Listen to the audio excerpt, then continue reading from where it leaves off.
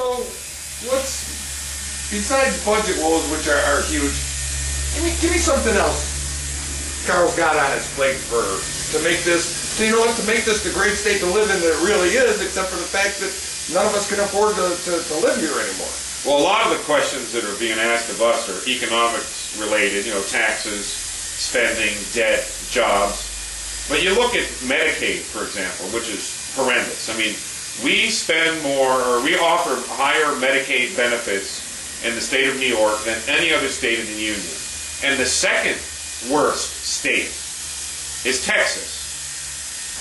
California. But California is half as high as New York.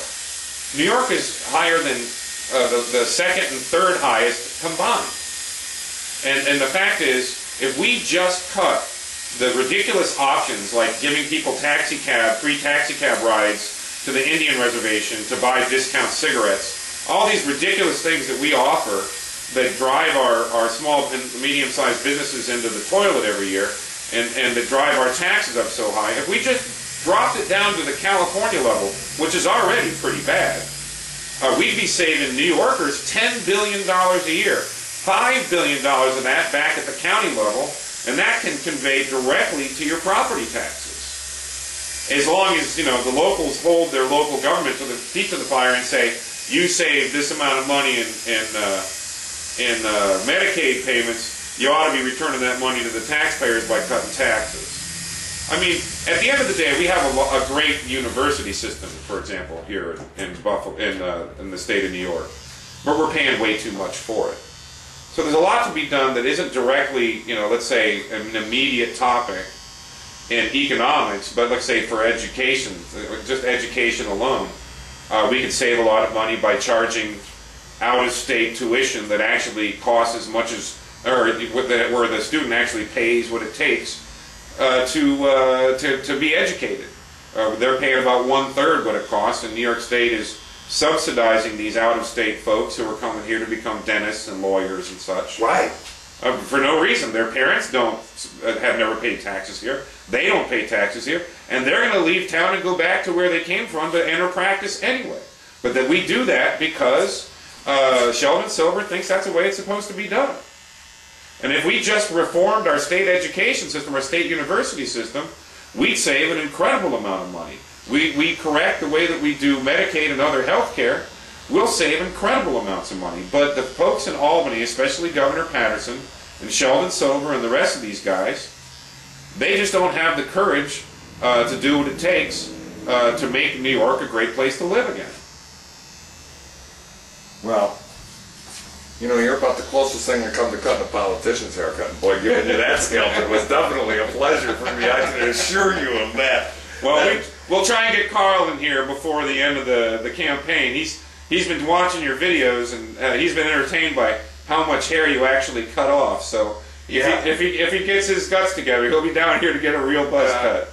Hey, you don't have to get a buzz cut. I just want to trim them up a little bit around the edges. If I wasn't so busy here cutting hair and making a difference, I'd probably go with him and straighten these guys out. But I got things to do here. Well, Jack, maybe you should. Maybe you ought to be on the road with us. Yeah. We should talk about that. There are some folks out there in central New York and downstate New York who probably need a haircut, and yeah, especially in Albany.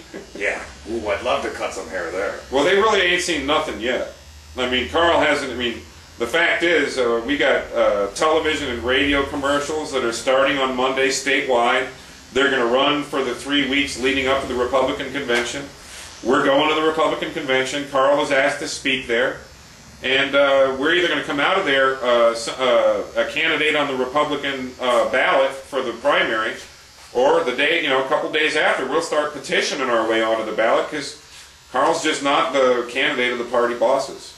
But he's the candidate of the people, and we know when he gets in front of the folks in the Republican primary ballot, he's going to win that. He's going to win that primary. Well, I'll tell you what. In my barber business, it's not generally a great thing to put a sign in my window, but I believe enough in this guy to say that, you know what, I really think that it'd make a difference in there, and somehow, some way, I just find that a guy like him would, in a situation like this, he's got more to lose than he does to gain out of the deal, just by what he tells the public and what we're starting to see of our politicians in office. And I commend him for bringing it to light to all of us. Well, he's putting his own money in, up to $10 million, and he's putting his own reputation on the line. And you can tell they're not shy about taking a shot at him. So, we're hoping the folks in Buffalo will all call their friends around the state and say, hey, we got a guy we know real well here in Buffalo. I know you folks in Schenectady don't know him, but we need you to meet him. And, I think those kinds of calls from Buffalonians across the state of New York would do a lot of good for us. Yeah, because we all know that Buffalo's a pretty rocking place, and we got good advice. We got great food, too, I'll tell you. I'm glad to be home after 27 years on the road doing campaigns. I've gained 6 really good pounds, man, I'll tell you what. You back to your fighting weight? I am, man, I'm telling you. I've got enough chicken wings and beef on weck in me to beat just about anybody out there. And it looks like from this haircut here, I'm battle ready, man. Yeah, not only are you battle ready, I think we can I think I should give you a food voucher to put a couple more pounds on so you can fight a little harder. I don't think that's a problem in Buffalo, man. Hey, get the guy in there and do the right thing. That's we will, all we're Jack. looking for. Thanks a lot, man. Really appreciate it. Thank you for taking the time to come over today. It's good to meet you finally. Yeah. Take care. Thanks a lot.